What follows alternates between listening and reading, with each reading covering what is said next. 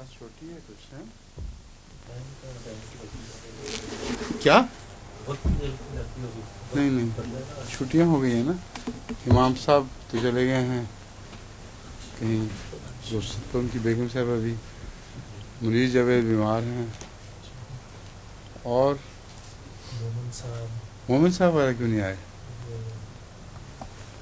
کچھ کام کیا آپ لوگوں نے؟ اور اچھا کب تک اندازاً پھر جی؟ اچھا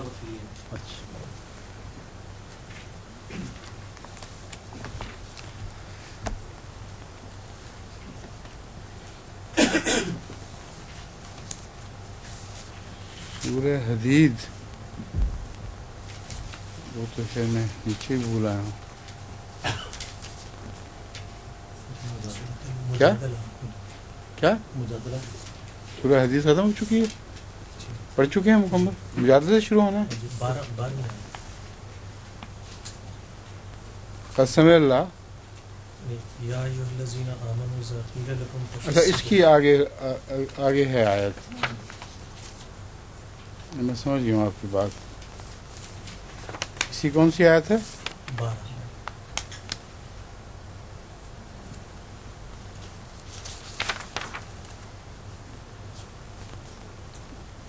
یا ایھا الذین آمنوا اذا قیل لکم. ٹھیک اچھا ٹھیک ہے. آج کے لیے تو کافی ہے میرے پاس.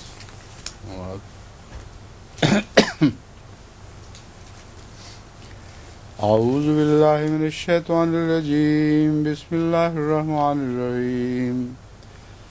یا ایھا الذین آمنوا اذا قیل لکم تفصحوا فی المجالس فافصحوا یفصح اللہ لکم وَإِذَا قِيلَ انشُزُوا فَانشُزُوا يَرْفَعِ اللَّهُ الَّذِينَ آمَنُوا مِنكُمْ وَالَّذِينَ أُوتُوا الْعِلْمَ دَرَجَاتٍ وَاللَّهُ بِمَا تَعْمَلُونَ خَبِيرٌ. يَا أَيُّهَا الَّذِينَ آمَنُوا إِذَا نَاجَيْتُمُ الرَّسُولَ فقدموا بين يدي نجواكم صدقة ذلك خير لكم وأطهر فإن لم تجدوا فإن الله غفور رحيم. أشفقتم أن تقدموا بين يدي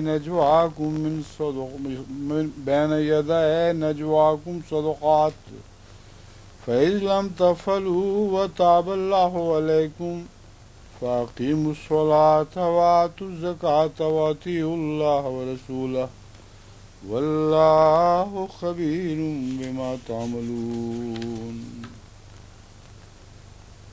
ألم تر إلى الذين تولوا قوما غضب الله عليهم ما هم منكم ولا منهم ويحلفون على الكذب وهم يعلمون أعد الله لهم عذابا شديدا إنهم ساء ما كانوا يعملون.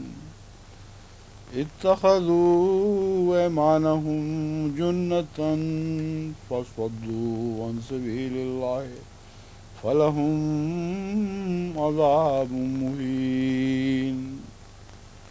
لن تغني عنهم أموالهم ولا أولادهم من الله شيئا أولئك أصحاب النار هم فيها خالدون.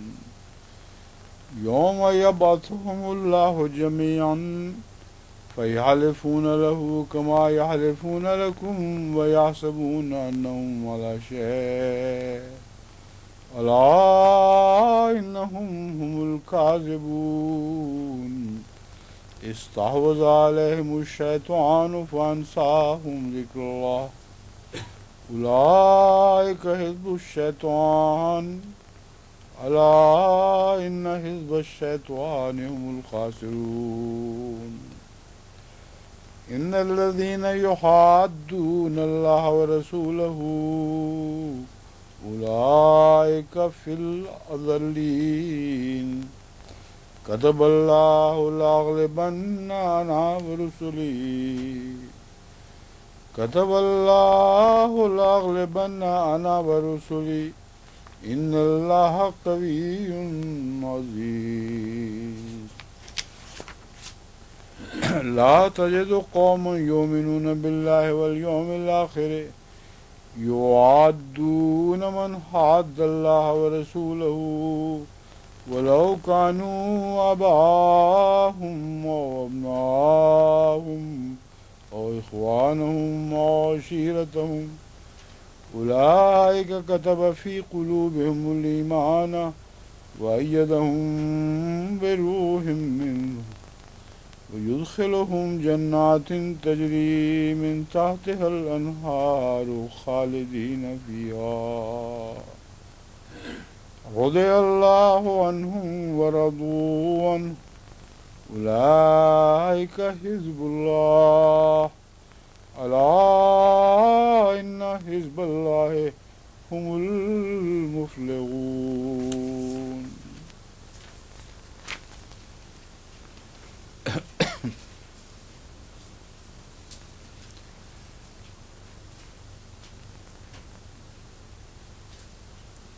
یہ اس سے پہلے نجوہ کا مضمون گزر چکا ہے سارا، اس کے متعلق مکمل کر لی تھی ہم نے تفصیلی بحث.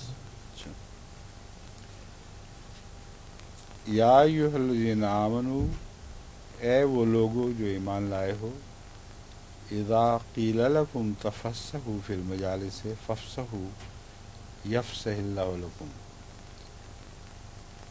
جب یہ کہا جائے کہ مجلسوں میں دوسروں کے لیے جگہ کھلی کر دیا کرو. تفسحوا کا مطلب ہے کھل کے بیٹھو، حالانکہ جو موقع ہے وہ کھل کے بیٹھنے کا نہیں، بلکہ یہ ہے کہ دوسروں کے لیے جگہ کھلی کر دو.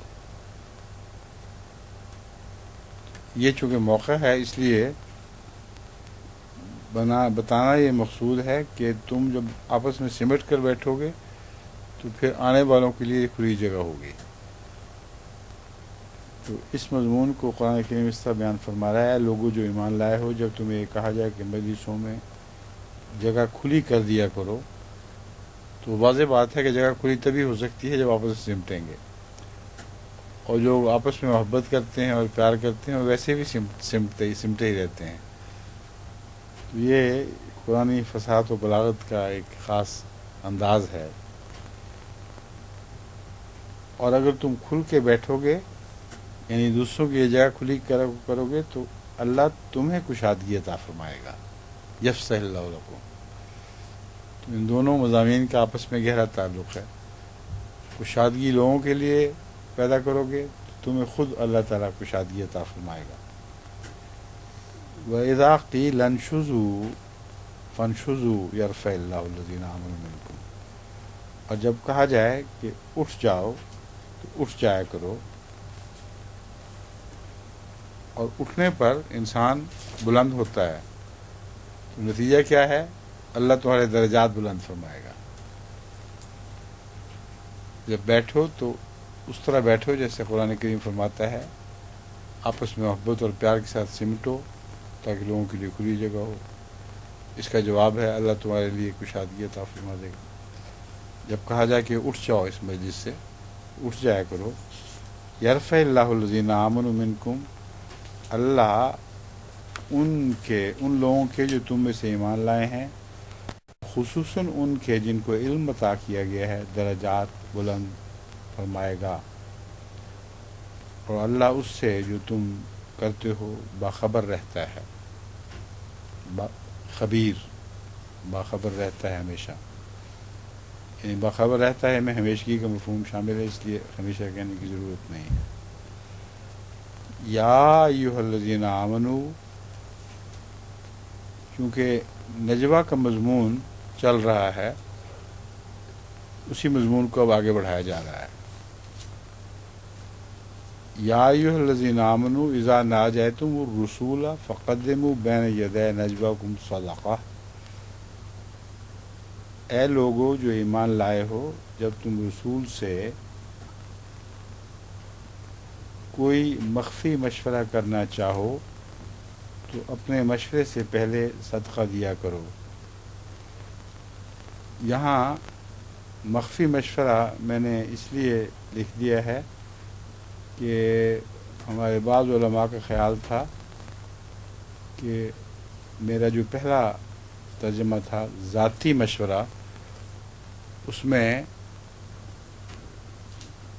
نجوہ کا مضمون نہیں ہے، حالانکہ اردو میں لفظ ذاتی کے اندر مخفی شامل ہوتا ہے ہمیشہ۔ جب بھی ملنے والے آتے ہیں تو بہت زیادہ اردو نہ بھی ہوں، تو جب وہ کہتے ہیں میں نے کوئی ایک ذاتی بات کرنی ہے تو ان کے گھر والے پھر اٹھ کے چلے جاتے ہیں۔ تو اردو، اچھی اردو میں جو مستعمل ہے عام، ذاتی کے معنی میں ہی نجوہ شامل ہے۔ تو میرے خیال میں تو لفظ ذاتی رکھنے میں یہ بات پوری حل ہو جاتی ہے۔ اگر بعض علماء کا خیال ہو کہ مخفی مشورہ ضروری اس میں ظاہر کرنا ہو تو وہ بھی کر دیتے ہیں۔ اس سے فرمائیں کیا خیال ہے؟ ذاتی بہتر ہے، ہاں، ذاتی بہتر ہے بھی موقع یہی ذاتی کا ہی۔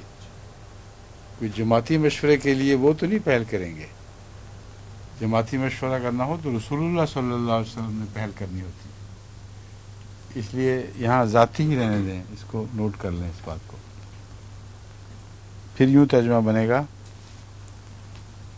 کیا تم ڈر گئے ہو کہ ذاتی مشوروں سے پہلے صدقات دیا کرو؟ اب ذاتی مشورے ہوں تو پھر صدقات کی ضرورت پڑتی، اگر جماعتی مشورے ہوں تو عام لوگوں کو جن کو رسول اللہ صلی اللہ علیہ وسلم جماعتی مشوروں کے لیے ٹھہرایا کرتے تھے، ان کو تو صدقہ دینے کی کوئی ضرورت نہیں تھی۔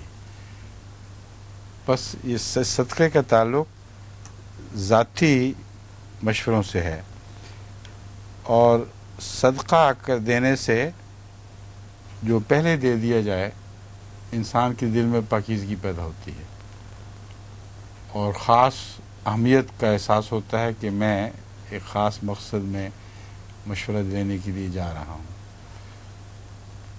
دوسرے ذاتی مشورہ دیتا ہے تو حضرت مسیح موعود علیہ السلام نے اور دوسرے حضرت خلیفۃ المسیح اول نے بھی اور سب بزرگوں نے بھی یہ لکھا ہے کہ ذاتی مشورے میں اگر کوئی ہدیہ پیش کیا جائے تو اس سے مشورہ دینے والے کا ذاتی تعلق بھی قائم ہو جاتا ہے، حالانکہ اس کی ضرورت نہیں ہے۔ میں نے بعض دفعہ سمجھایا کہ ہرگز ضرورت نہیں ہے، جب بھی کوئی مشورہ مانگتا ہے تو مشورہ دینے والا امین ہے، وہ ٹھیک ہی مشورہ دے گا، مگر بعض ہمارے بزرگوں کا یہ مستقل دستور تھا کہ بعض تو کہہ کے بھی لیا کرتے تھے، بہت ہو گئے ان پر ان کا نام لینا مناسب نہیں، مگر وہ کہا کرتے تھے کہ جب بھی میرے سے مشورہ لینے آؤ تو کچھ ہدیہ لایا کرو، تاکہ میں اس کی وجہ سے دل میں ایک تمہارے لیے جوش محسوس کروں۔ تو بعض لوگوں کا اگر دل ہدیے کے نتیجے میں جوش میں آتا ہے تو کوئی حرج نہیں ہے، اس آیت کے منطوق میں وہ بھی داخل ہو جاتا ہے، یعنی یہ گناہ نہیں، ناجائز نہیں کہ اگر کوئی یہ اس وجہ سے کہے کہ میرے دل میں جوش پیدا ہوگا تو مجھے کچھ لا کے دو، تو یہ اولیاء اللہ کے تذکرے میں بھی بات ملتی ہے۔ بعض اولیاء یہ کہا کرتے تھے، اور ان کے ذکر میں حضرت مسیح علیہ السلام نے ان کو اس بات کو رد نہیں فرمایا۔ اس لیے اس بات کو میں خوب کھول رہا ہوں کہ ہرگز ضرورت نہیں ہے، اور منہ سے کہہ کے مانگنا تو کم سے کم میری طبیعت پہ تو بہت بار ہے کہ میں یہ ایسی بات کا تصور بھی کروں، لیکن اس کے ساتھ ہی میں ان کی طرف سے دفاع کر رہا ہوں جن کے متعلق ذکر ملتا ہے کہ وہ مانگ لیا کرتے تھے، خواہ وہ گزشتہ بزرگ تھے یا ہماری جماعت کے بزرگ تھے، کہ ان کا یہ کرنا کسی نیک نیت سے پر مبنی ہوا کرتا تھا، حرص پر مبنی نہیں ہوا کرتا تھا۔ اس بات کو اچھی طرح ذہن نشین کر لیں۔ اب رہا یہ مسئلہ یہاں کہ صدقہ جو دینا ہے وہ دراصل اپنے دلوں کی پاکیزگی کی خاطر اور اس خیال سے کہ رسول اللہ صلی اللہ علیہ وآلہ وسلم کا وقت سب کا ہے، اس موقع پر خاص طور پر جو مجھے وقت دیا جا رہا ہے، اس وجہ سے میرا فرض ہے کہ کچھ خدا کی راہ میں خرچ کر کے تو گویا اس وقت کی قیمت ادا کروں، حالانکہ قیمت تو ادا ہو نہیں سکتی تھی، مگر ایک کوشش ضرور تھی، یعنی حسب توفیق دینا گویا قیمت ادا کرنا ہے۔ یہ ہے مضمون جس کو آگے اللہ تعالیٰ اسی طرح کھولے گا۔ ذالک خیر لکم و اطہر، یہ بات تمہارے لیے بہتر بھی ہے اور تمہارے دلوں کو پاک کرنے کے لیے یہ ممت ثابت ہوگی۔ فَإِن لَمْ تَجِدُوا فَإِنَّ اللَّهَ غَفُورٌ رَحِيمٌ، اگر تمہیں توفیق ہو ہی نہ تو ہرگز گھبرانے کی ضرورت نہیں، یقین اللہ تعالیٰ تو بہت بخشنے والا اور بہت بار بار رحم فرمانے والا ہے، وہ تمہارے صدقات کا محتاج نہیں، خواہ تمہیں توفیق نہ بھی ہو۔ توفیق ہے تو بے شک دو، اچھی بات ہے، خیر لکم، نہیں ہے تو اللہ اپنی بخشش اور بار بار رحم کرنے کے لیے تمہارے کسی صدقے کا محتاج نہیں۔ اشفقتم ان تقدموا بین یدی نجواکم صدقات، کیا تم اس بات سے ڈر گئے ہو کہ اپنے ذاتی مشوروں سے پہلے صدقات دے دیا کرو؟ فَإِذْ لَمْ تَفْعَلُوا وَتَابَ اللَّهُ عَلَيْكُمْ، پس جب تم ایسا نہ کر سکو، اِذْ لَمْ تَفْعَلُوا ایسا نہ کر سکو جبکہ اللہ نے تمہاری توبہ قبول کر لی ہے، یہ جو ہے جبکہ اللہ نے توبہ قبول کر لی ہے، یہ امام راغب المفردات میں اس کا یہ ترجمہ اسی آیت کے تعلق میں بیان کرواتے ہیں، لیکن ایک دوسرا ترجمہ بھی ہے جو ہمارے اردو دانوں کے لیے شاید بہتر رہو، جبکہ اللہ تم پر درگزر کرتے ہوئے جھکا ہوا ہے۔ تو میں تو سمجھتا ہوں کہ یہ دوسرا جبکہ اللہ تم پر بریکٹ میں درگزر کرتے ہوئے جھکا ہوا ہے اختیار کر لیا جائے تو عام فہم اردو دان کے لیے یہ بہت بہتر ثابت ہوگا۔ تو پھر یوں بنے گا، کیا تم اس بات سے ڈر گئے ہو کہ اپنے ذاتی مشوروں سے پہلے صدقات دیا کرو، بس جب تم ایسا نہ کر سکو جبکہ اللہ تم پر درگزر کرتے ہوئے جھکا ہوا ہے، یعنی صدقوں کو محتاج نہیں، وہی پہلا مضمون ہے جو مزید کھول کر بیان کیا جا رہا ہے۔ تو نماز کو قائم کرو، جب اموال نہ دے سکے تو نماز تو ہے ہی، نماز کو قائم کرو اور زکوٰۃ دو۔ زکوٰۃ چونکہ مشروط ہے بعض شرائط کے ساتھ، تو اگر وہ ہے تو دو، اور اگر زکوٰۃ دو کا لفظ آتا ہے تو پھر پہلے کی طرف واپس لوٹنا پڑے گا، یہ دیکھنے کے لیے کہ ایسا نہ کر سکو۔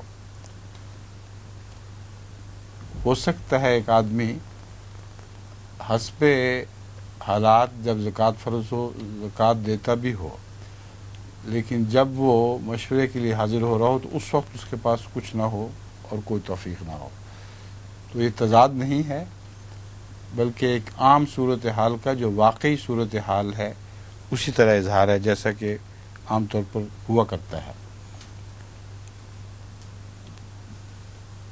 تو یوں مطلب ہوگا پھر نماز قائم کرو، زکوٰۃ جس پر فرض ہو جب ہو وہ دیا کرو، وَأَطِیعُوا اللَّهَ وَرَسُولَهُ، اور اللہ اور اس کے رسول کی اطاعت کرو، اللہ اس سے باخبر رہتا ہے جو تم کرتے ہو، ان واللہ خبیر بما، اور اللہ اس سے باخبر رہتا ہے جو تم کرتے ہو۔ واو کا ترجمہ یہاں لکھنے سے رہ گیا ہے، نوٹ کریں۔ اور اللہ سے پہلے اور چاہیے تھا جو یہاں نہیں دیا ہوا۔ یہ اگرچہ نظر ثانی ہے لیکن اس میں باوجود اس کے بہت سے لفظ رہ گئے ہیں، کچھ بریکٹیں رہ گئی ہیں، تو ایک دفعہ دوبارہ جس کو ہم آخری تصحیح کرتے ہیں اپنی طرف سے، اور بھی بعد میں اور بھی آخری آ سکتی ہیں اس کے بعد، اس کو ایک دفعہ ٹھیک کر لیں، اور کوئی باریک نظر رکھنے والا اس کا موازنہ کر لے جب یہ ٹائپ ہو کے واپس آئے تو۔ الم تر الی الذین تولوا قوما غضب اللہ علیہم، کیا تو نے ان کی طرف نظر نہیں دوڑائی جنہوں نے ایسے لوگوں کو دوست بنایا جن پر اللہ ناراض ہوا۔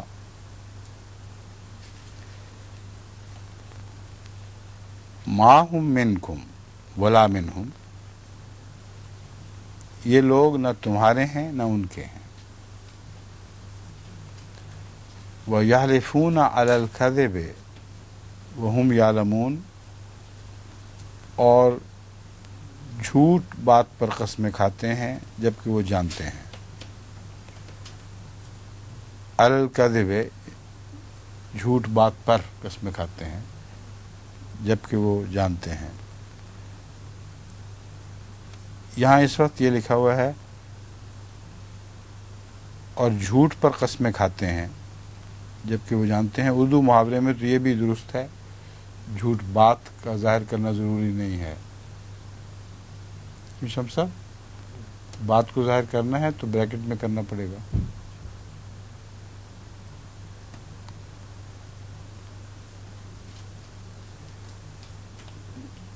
جو عام با محاورہ ترجمہ ہوگا، اگر اللہ کا لفظ چھوڑنا ہو تو جو جھوٹی قسمیں کھاتے ہیں، اردو کا با محاورہ ترجمہ یہ ہے جھوٹی قسمیں کھاتے ہیں، لیکن کوشش ہماری یہی ہے کہ قرآنی الفاظ کے ظاہر کو بھی جہاں تک ممکن ہو اختیار کیا جائے اور ترجمے میں ان کو کھول دیا جائے۔ اس لیے میں لفظ پر کو اختیار کیا ہے۔ جو جھوٹ پر قسمیں کھاتے ہیں یا جھوٹ بات پر، کیا مشورہ ہے آپ سب کا؟ کمر صاحب وغیرہ؟ جھوٹ پر ٹھیک ہے۔ بس جو جھوٹ پر قسمیں کھاتے ہیں جبکہ وہ جانتے ہیں، وہم یعلمون، اعد اللہ لہم عذابا شدیدا، ان کے لیے اللہ نے سخت عذاب تیار کر رکھا ہے۔ انہم ساء ما کانوا یعملون، یقیناً بہت ہی برا ہے جو وہ کرتے ہیں یا جو کیا کرتے تھے۔ ما کانوا یعملون، ان کے لیے اللہ نے، میں نے کہا یہاں کئی دفعہ میں نے کہا ہے جہاں اللہ نے اللہ لکھا ہوا ہے، تعالیٰ لفظ نہیں ہے، اس کو کاٹ دینا چاہیے، مگر بار بار یہ بھی ان غلطیوں میں سے ہے جو پھر سامنے آتی چلی جا رہی ہیں۔ اس آیت نمبر 16 میں یہ دیکھیں، تو کوئی شخص اس اصول کو جو ایک دفعہ اختیار کر لیا گیا ہے، جو کو کہا کہ ہر جگہ برابر چسپاں کر دو، دہرائی کے وقت پیش کرنے والے کاغذات میں ضرور پیش نظر رکھنا چاہیے، ورنہ یہ غلطی آتی چلی جائے گی۔ اللہ کو اللہ تعالیٰ لکھنا تو اردو میں ہرگز غلط نہیں بلکہ اچھی بات ہے۔ مسیح موعود علیہ السلام نے جل شانہ وغیرہ بہت سے الفاظ خدا کی حمد کے استعمال کیے ہیں، مگر جب قرآن کریم میں اللہ خود ذکر کر رہا ہو اور اللہ کہہ رہا ہو تو وہاں تعالیٰ اپنی طرف سے گویا کہ ایک دخل اندازی بن جاتی ہے۔ ان کے لیے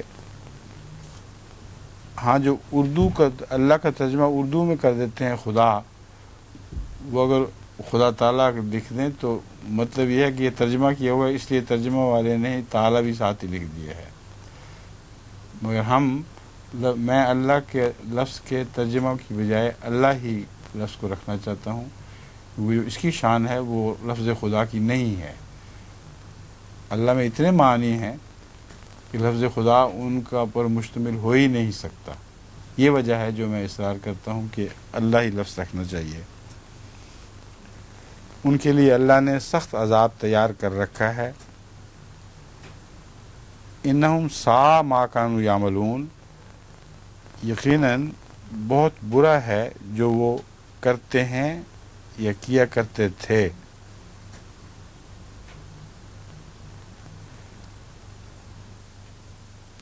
اگر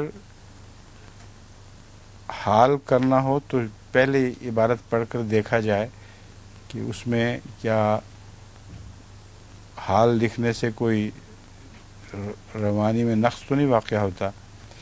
کیا تو نے ان کی طرف نظر نہیں دوڑائی جنہوں نے ایسے لوگوں کو دوست بنایا جن پر اللہ ناراض ہوا؟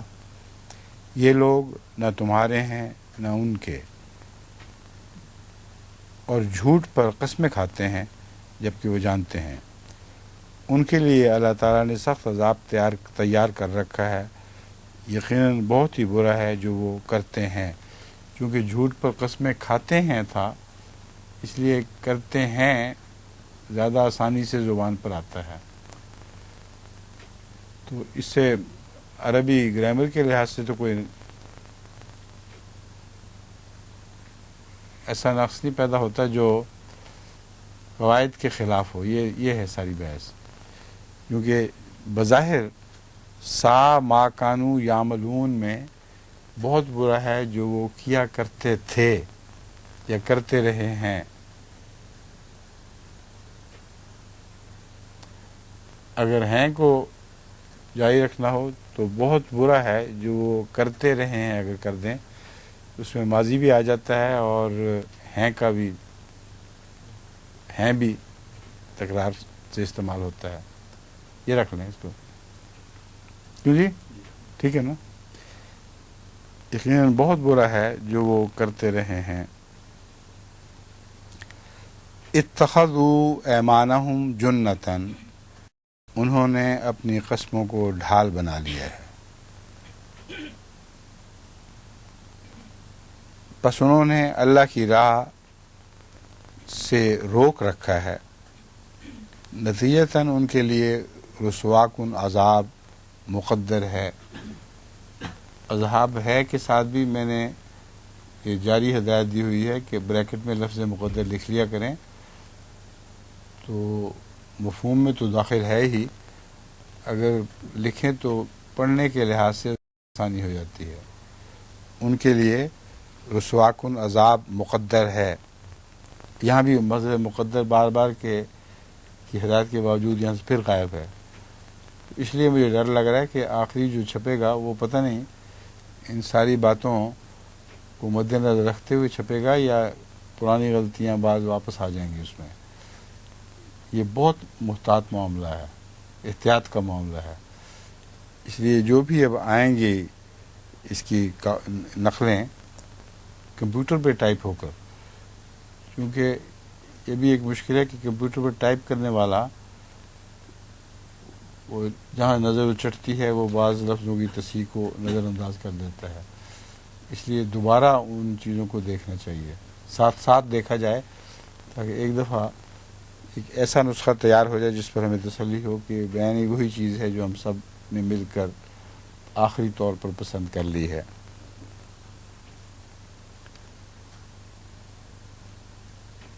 لم تغنی عنہم فلہم عذاب مہین، ان کے لیے رسوا کن عذاب مقدر ہے. لن تغنی عنہم اموالہم ولا اولادہم من اللہ شیئا، ان کے اموال اور ان کی اولاد اللہ کی پکڑ سے ان کے کسی کام نہیں آئیں گے. اصل ہے اللہ سے ان کے کسی کام نہیں آئیں گے. دوسرا تھا اللہ کی پکڑ کے مقابل پر ان کے کسی کام نہیں آئیں گے. لن تغنی عنہم ولا اولادہم من اللہ شیئا، تو جو قرآن کریم کے کا طرز بیان ہے اس میں اللہ سے کسی کام نہ آئیں گے، یہ ظاہری لفظ ہیں. تو اگر یہ رکھیں اللہ کی پکڑ سے ان کے کسی کام نہیں آئیں گے، تو سوال یہ ہے کہ اردو میں یہ بات درست ہے، یہ طرز بیان یا غلط ہے؟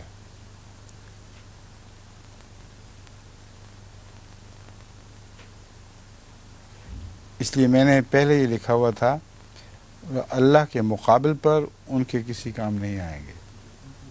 ہیں یہ زیادہ کھلا ہے اور یہی مراد ہے. تو وہ جو تصحیح کی گئی تھی وہ مشوروں کے بعد کی گئی تھی، مگر پھر جب میں نے دوبارہ پڑھا تو میرے خیال میں یہ پرانا ہی بہتر ہے. اللہ سے کام آنے کا مطلب یہی ہے کہ اللہ کے مقابل پر کسی کام نہیں آئیں گے. جب اللہ فیصلہ کر لے کسی چیز کا تو اس وقت ان کے کوئی مکر، کوئی کوششیں ان کے کام نہیں آئیں گے. ان کے اموال اور ان کی اولاد اللہ کے مقابل پر ان کے کسی کام نہیں آئیں گے. ٹھیک ہے،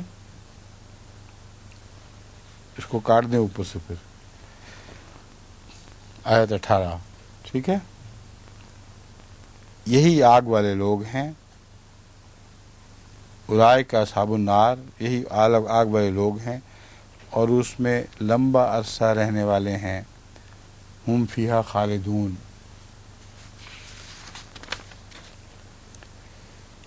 یوم یبعثہم اللہ جمیعا فیحلفون لہ کما یحلفون لکم ویحسبون انہم علی شیء. جس دن اللہ ان کو اکٹھا اٹھائے گا، یعنی یہ گروہ اکٹھا رہے گا.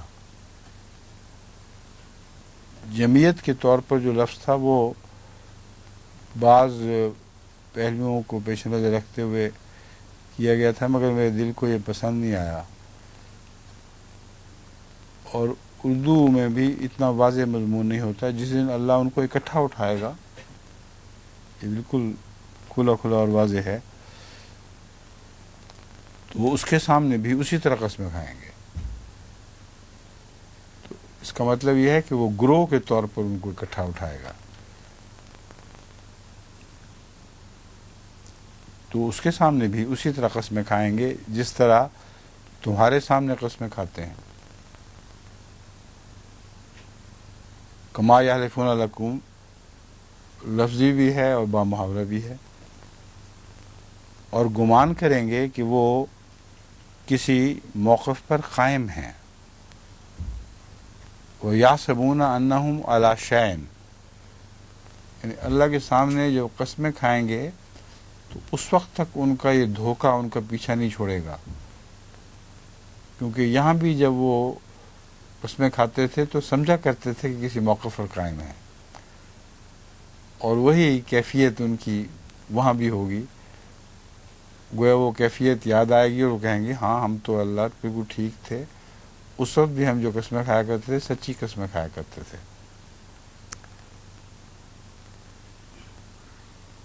اور گمان کریں گے کہ وہ کسی موقف پر قائم ہیں. خبردار یہی ہیں جو جھوٹے ہیں. انہم ہم الکاذبون. استحوذ علیہم الشیطان فانساہم ذکر اللہ. شیطان ان پر غالب آ گیا.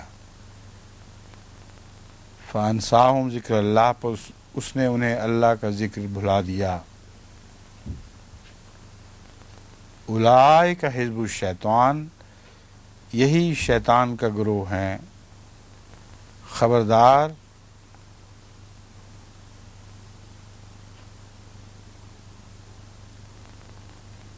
آگے ہے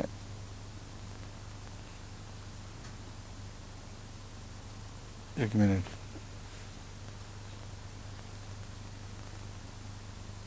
خبردار شیطان ہی کا گروہ ہیں. گروہ ہے چاہیے تھا، یہاں غلطی سے ہیں لکھا گیا ہے. الا ان حزب الشیطان، خبردار شیطان ہی کا گروہ ہے جو ضرور نقصان اٹھانے والے ہیں. میرے لکھنے میں یہ ہیں لفظ غلطی سے پڑ گیا.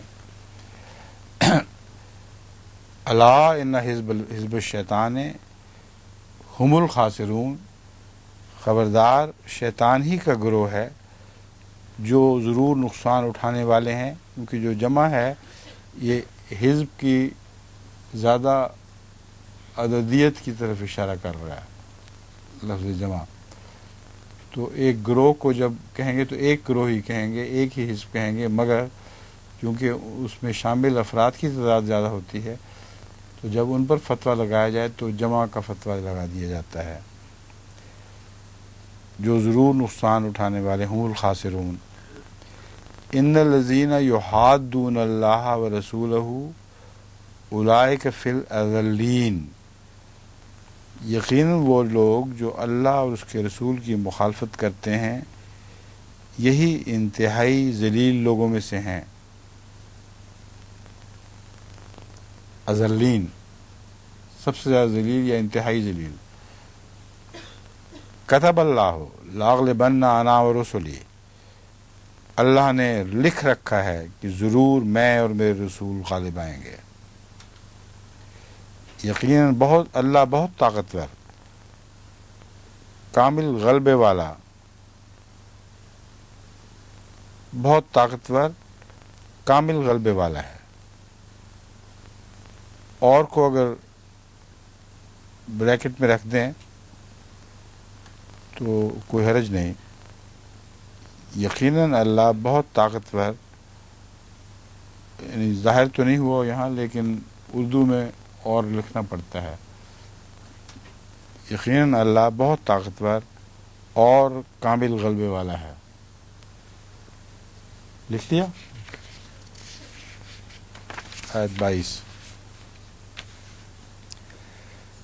لا تجد قوما یؤمنون باللہ والیوم الآخر یوادون من حاد اللہ ورسولہ ولو کانوا آباءہم، آخر تک. لا تجد قوما، تو کوئی ایسی قوم نہیں پائے گا جو اللہ اور یوم آخرت پر ایمان رکھتے ہوئے ایسے لوگوں سے دوستی کریں جو اللہ اور اس کے رسول سے دشمنی کرتے ہوں. لا تجد قوم یؤمنون باللہ یعنی ایمان رکھتے ہوئے، والیوم الآخر اور یوم آخرت پر ایمان رکھتے ہوئے، یعادون من حاد اللہ ایسے لوگوں سے دوستی کریں جو اللہ اور اس کے رسول سے دشمنی کرتے ہوں. من حادہ اگرچہ بظاہر واحد کا صیغہ ہے اور واحد ہی میں بیان ہوا ہے، مگر من کے متعلق تمام اہل علم کہتے ہیں کہ اس میں جمع کا مفہوم داخل ہوتا ہے. اور من یجدد لہا جو الفاظ ہیں، اور وہ کہتے ہیں کہ صیغہ واحد کا استعمال ہوتا ہے اور اس کا معنی جمع میں کرنا بالکل جائز ہے. اس لیے میں نے یہ ترجمہ اہل لغت کے بیان کے عین مطابق کیا ہے. جو اللہ اور اس کے رسول سے دشمنی کرتے ہوں، خواہ وہ ان کے باپ دادا ہوں، دشمنی کرنے والے نہیں، تو کوئی ایسی قوم نہیں پائے گا جو اللہ اور یوم آخرت پر ایمان رکھتے ہوئے ایسے لوگوں سے دوستی کریں جو اللہ اور اس کے رسول سے دشمنی کرتے ہوں، خواہ وہ دوستی رکھنے والے ان کے باپ دادا ہوں یا ان کے بیٹے ہوں یا ان کے بھائی ہوں یا ان کے ہم قبیلہ لوگ ہوں.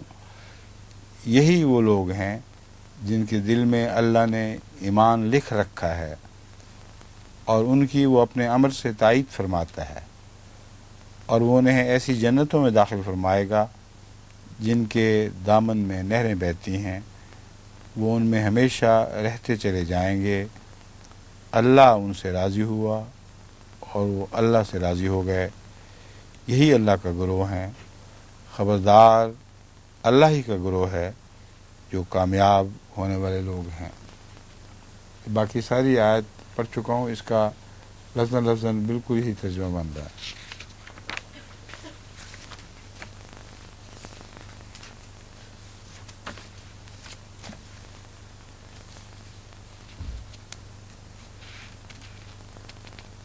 یہ ساری آیت جو مجادلہ کی ہے یہ ایک عورت کی شکایت سے شروع ہوتی ہے،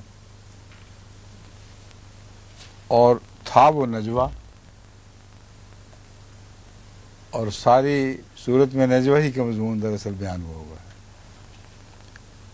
اور ایسا نجوہ تھا جو اللہ سن رہا تھا، اور اس نے اس نجوے کو ظاہر اس لیے کیا ہے تاکہ باقی مسلمانوں کے لیے ہدایت کا موجب ہو۔ بس نجوے میں یاد رکھنا چاہیے کہ وہ ایک امانت ہے، مگر اللہ کے مقابل پر کوئی امانت نہیں ہے۔ اللہ براہ راست جان رہا ہوتا ہے ہر حالت کو، اس لیے کوئی چھپ کے مشورہ نہیں کرتا کہ اللہ سے گویا اس نے عہد لے لیا ہے کہ تو دیکھ رہا ہے، تو بتا نہیں۔ لیکن جب آپس میں ہم نجوہ کرتے ہیں تو یہ وعدہ اس میں مضمر ہوا کرتا ہے۔ تو کوئی یہ نہ سمجھے کہ گویا اللہ تعالیٰ ایسی باتوں کو حکم دے رہا ہے جو وہ خود نہیں کرتا۔ اللہ پر اس وعدے کا کوئی اطلاق مفہوماً بھی داخل نہیں ہے، وہ تو دیکھ ہی رہا ہے اس وقت۔ اس لیے تو نہیں مشورہ کر رہے تھے کہ اللہ کو سے شرط لگائی تو دیکھ لے بے شک، لیکن آگے نہ بات کرنا۔ تو یہ بات اچھی طرح ذہن نشین رکھ لیں کہ آپس میں جب ہم نجوہ کریں تو اس میں ہمیں امانت دار ہونا چاہیے، سوائے اس کے کہ ایسا نجوہ ہو جس میں اللہ اور اس کے رسول کی مخالفت ہو۔ ایسے نجوے پر قرآن کریم کی دوسری آیات بالکل کھلی کھلی گواہ ہیں کہ اس سے اٹھ کر آ جانا چاہیے، اور اگر ضرورت ہو تو بتا بھی دینا چاہیے کہ یہ جو باتیں تم نے ایسی کی ہیں جن میں اللہ کی امانت تمہاری امانت سے زیادہ بالا ہے، اللہ کے ہم امین ہیں، اور جو اللہ اور اس کے رسول کے خلاف باتیں ہوتی ہیں ان تک پہنچانا ہمارا بالا فرض ہے، اس لیے یہاں ہم تمہارے نجوے سے آزاد ہو رہے ہیں۔ یہ مضمون چونکہ میں بارہا کھول چکا ہوں خطبات میں بھی، اس لیے اس کو مزید واضح کرنے کی ضرورت نہیں، مگر اتنی سی بات سے یہ مسئلہ حل ہو جائے گا، یعنی یہاں جتنی ضرورت ہے اتنا اس حد تک مسئلہ حل ہو جائے گا۔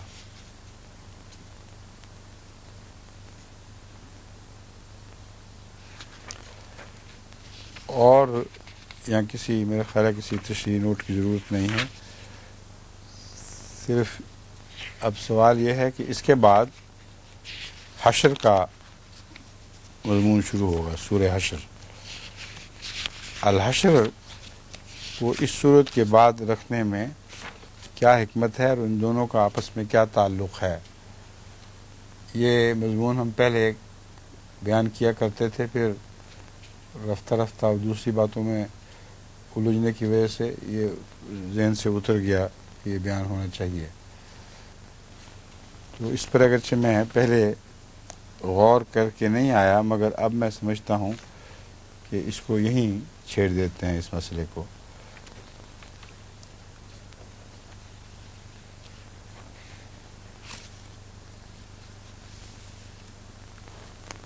حزب اللہ هم المفلحون پر پہلی صورت ختم ہوئی ہے نا، اس کے بعد حشر کا مضمون کیوں شروع ہو گیا ہے؟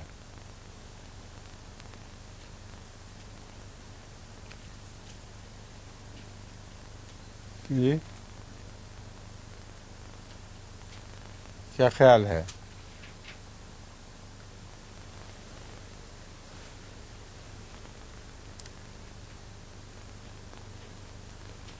شمس صاحب کوئی ذہن میں آیا ہے کیا وجہ ہے؟ اللہ نے جو کتب اللہ لاغلبن انا ورسلی کا وعدہ فرمایا ہے، یہ وعدہ یوم حشر پہ کھلتا ہے اصل میں،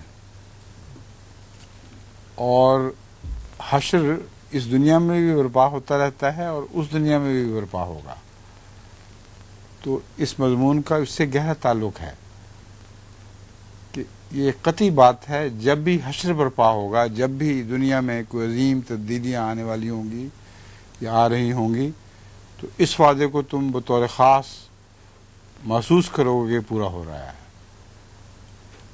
اور سب سے اعلیٰ رنگ میں یہ وعدہ حشر میں پورا ہوگا، جبکہ سب لوگ اٹھائے جائیں گے اور اپنے اپنے اعمال پر گواہ ٹھہریں گے، اور ان کے ساتھ سزا جزا کا معاملہ ہوگا. سمجھے ہیں؟ اس لیے یہ سورہ مجادلہ کا جو آخری حصہ ہے وہ اس کے ساتھ تعلق رکھتا ہے، اور ساری سورہ مجادلہ ان معنوں میں تعلق رکھتی ہے کہ چل رہا ہے سارا، اور امانت کا حق ادا کرنے کا مضمون جاری ہے، جس میں سب سے زیادہ اللہ کی امانت ہے جس کا حق ادا ہونا چاہیے. تو اگر یہ حق ادا نہیں کرو گے تو پھر اس دنیا میں بھی تم ہر حشر کے وقت اس کا نتیجہ دیکھ لو گے، اور اس دنیا میں بھی جو خاص حشر کا دن ہے اس وقت تم ان کے بد نتائج سے جو تمہاری کیا کہنا چاہیے بے ایمانی یا امانت کو نظر انداز کرنے سے پیدا ہونے چاہیے، ان کا نتیجہ دیکھ لو گے. سبح للہ ما فی السماوات و ما فی الارض وهو العزیز الحکیم. بسم اللہ الرحمن الرحیم پڑھنی ہے ابھی؟ اچھا.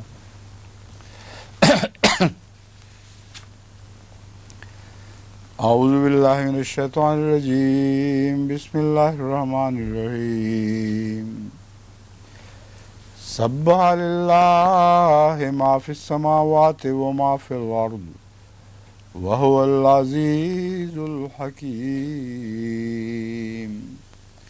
هو الذی اخرج الذین کفروا من اہل الکتاب من دیارهم لأول الحشر وما ظننتم ان يخرجوا وظنوا انهم مانعتهم حصونهم من الله فأتاهم الله من حيث لم يحتسبوا وقذف في قلوبهم الرعب يخربون بيوتهم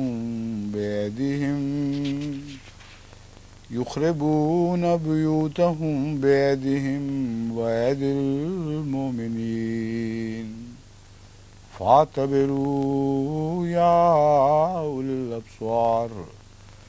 ولو أن كتب الله عليهم الجلاء لعذبهم في الدنيا ولولا أن كتب الله عليهم الجلاء لعذبهم في الدنيا ولهم في الآخرة عذاب النار ذلك بأنهم شاقوا الله ورسوله ومن يشاق الله فإن الله شديد العقاب. ما قطعتم من لينة أو تركتموها قائمة على أصولها فبإذن الله وليخزي الفاسقين. وما فعل الله على رسوله منهم فما وجفتم عليه من خيل ولا ركاب ولكن الله يسلط رسله على من يشاء والله على كل شيء قدير.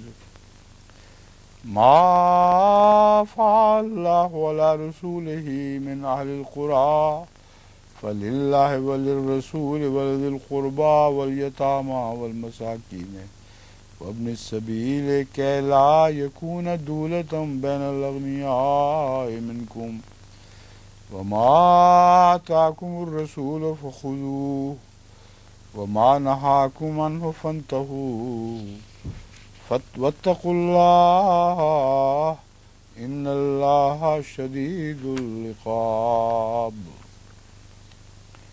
ابھی یہاں تک ہی رکھتے ہیں. خیال ہے وقت کے آخر تک اتنا ہی کر سکیں گے، زیادہ سے زیادہ، بلکہ شاید اس سے بھی کم. بسم اللہ الرحمن الرحیم. اللہ کے نام کے ساتھ جو بے انتہا رحم کرنے والا، دل مانگی دینے والا اور بار بار رحم فرمانے والا ہے. سبح للہ ما فی السماوات و ما فی الارض وهو العزیز الحکیم.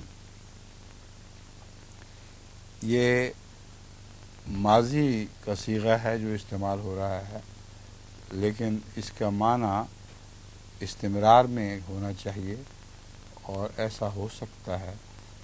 خصوصیت کے ساتھ قرآن کریم اس طرز بیان کو اختیار فرماتا ہے جب ایک بہت ہی قطعی بات بیان فرمائی جا رہی ہو. ایسی قطعی بات گویا وہ ماضی میں ہو چکی ہے، اس کو تبدیل نہ کیا جا سکتا ہو. اس صورت میں ماضی کا صیغہ استمرار میں ترجمہ کرنا چاہیے. بس میں نے اسی طریق کو اختیار کیا ہے. اللہ کی تسبیح کرتا ہے جو آسمانوں میں ہے اور جو زمین میں ہے، اور وہ کامل غلبے والا صاحب حکمت ہے، عزیز الحکیم. هو الذی اخرج الذین کفروا من اہل الکتاب من دیارہم لاول. تو اس سے پہلے جو میں نے سورت کا تعلق بیان کیا تھا، اس میں حشر کے متعلق کہا تھا کہ اس دنیا میں بھی حشر ہوتے رہتے ہیں، اور یہ حشر کا سلسلہ قیامت تک جاری رہے گا. بعض چھوٹے دائرے میں حشر برپا ہو جاتے ہیں، بعض وسیع تر دائرے میں حشر برپا ہوتے ہیں، اور ہر دفعہ جب بھی حشر برپا ہوگا تم یہ دیکھو گے کہ اللہ تعالیٰ غالب ہے اس امر پر جس کا وہ فیصلہ کر چکا ہو، اور اس نے لکھ رکھا ہے کہ میں اور میرے رسول ضرور غالب آئیں گے. هو الذی اخرج الذین کفروا من اہل الکتاب من دیارہم، وہی ہے جس نے اہل کتاب میں سے ان کو جنہوں نے پہلے حشر کے وقت جنہوں نے کفر کیا، پہلے حشر کے وقت ان کے گھروں سے نکالا. ان لوگوں کو جنہوں نے کفر کیا پہلے حشر کے وقت ان کے گھروں سے نکالا، تم گمان نہیں کرتے تھے کہ وہ نکل جائیں گے. ما ظننتم ان یخرجوا، جبکہ وہ یہ سمجھتے تھے کہ ان کے قلعے اللہ سے ان کی حفاظت کریں گے. یہاں اللہ سے حفاظت کریں گا کہ مضمون کسی اور بریکٹ کا محتاج نہیں، بالکل واضح ہے اور کھلا کھلا ہے. بس اللہ ان تک آ پہنچا جہاں سے وہ خیال تک نہ کر سکے. اچانک خدا جب پکڑتا ہے تو اللہ ان تک آ پہنچا من حیث لم یحتسبوا، جہاں سے وہ خیال تک نہ کر سکے، اور اس نے ان کے دلوں میں رعب ڈال دیا. وقذف فی قلوبہم الرعب، وہ خود اپنے ہی ہاتھوں اور مومنوں کے ہاتھوں سے بھی اپنے گھروں کو برباد کرنے لگے. یہ رعب کا نتیجہ تھا، ایسا رعب تھا جس کے نتیجے میں ان میں جو لڑائی کی طاقت تھی اس کو بھی استعمال نہیں کر سکے، اور مومنوں کے ساتھ شامل ہو کر خود اپنے ہی گھروں کو برباد کرنے لگے.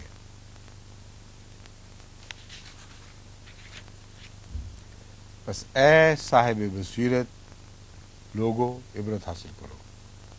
فاعتبروا یا اولی الابصار ولولا ان كتب اللہ علیہم الجلاء، اگر اللہ نے ان کے لیے جلاوطنی مقدر نہ کر رکھی ہوتی، ان كتب اللہ علیہم الجلاء لعذبہم فی الدنیا ولہم فی الآخرۃ عذاب النار، تو انہیں اس دنیا میں عذاب، اسی دنیا میں عذاب دیتا، جبکہ آخرت میں ان کے لیے بہرحال آگ کا عذاب مقدر ہے. اب صرف ایک چھوٹا سا اشتباہ پیدا ہوتا ہے کہ یہ عذاب نہیں تو کیا ہے، کہ وہ انہوں نے مومنوں کے ساتھ مدد کرتے ہوئے اپنے گھروں کو خود برباد کیا اور نکالا،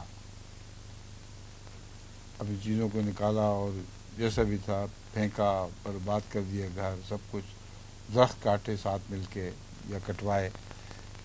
تو یہ سارا عذاب ہی تو ہے. پھر اللہ نے یہ کیوں فرمایا کہ اگر اللہ نے عذاب مقدر نہ کیا ہوتا تو ایسا نہ ہوتا؟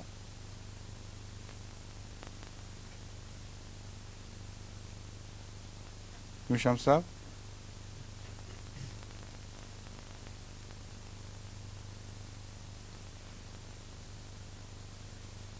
ان پر جو جلاوطنی مقدر تھی وہ خود ان کے اختیار اور ان کے ہاتھوں سے ہوئی ہے، اس لیے جلاوطنی کو اللہ نے اس طرح فرض فرمایا کہ اللہ کا براہ راست عذاب اس میں دکھائی نہیں دے رہا، وہ جلاوطنی انہوں نے اختیار کی تھی، اور اس جلاوطنی کے دوران اتنا روب طاری ہو گیا کہ اپنے گھر خود ہی برباد کر لیے، تو خدا کا عذاب جو ان کے دخل کے بغیر براہ راست آسمان سے اترتا یہ ابھی آنے والا ہے۔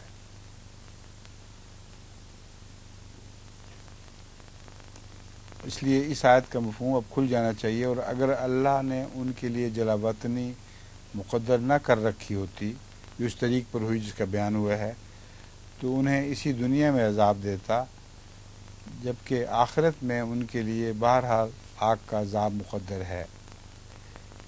اسی دنیا میں عذاب دیتا کا میں نے بیان کر دیا ہے کہ لگتا یہ ہے کہ عذاب نہیں دیا، مگر عذاب دیا بھی ہے لیکن ایک پردے میں عذاب دیا ہے، اور آخرت میں تو بہرحال عذاب مقدر ہے۔ جو یہ سمجھتا ہے کہ یہ کوئی عذاب نہیں تھا، یہ ان کا اختیار تھا، چاہتے تھے کہ وہ نکلیں، یہاں سے نکل گئے، ایک بڑی جگہ پہ ان کو سہولت کے قلعہ بندی کی پھر توفیق بھی مل گئی۔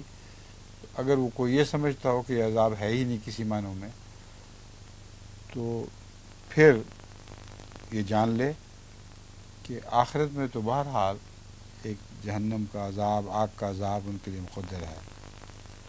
ذالک بأنہم شاقوا اللہ ورسولہ، یہ ختم ہو گئی یہاں وقت، ہاں تو ٹھیک ہے، یہ نوٹ کر لیں، یہاں سے کل شروع کر دیں گے انشاءاللہ، ٹھیک ہے۔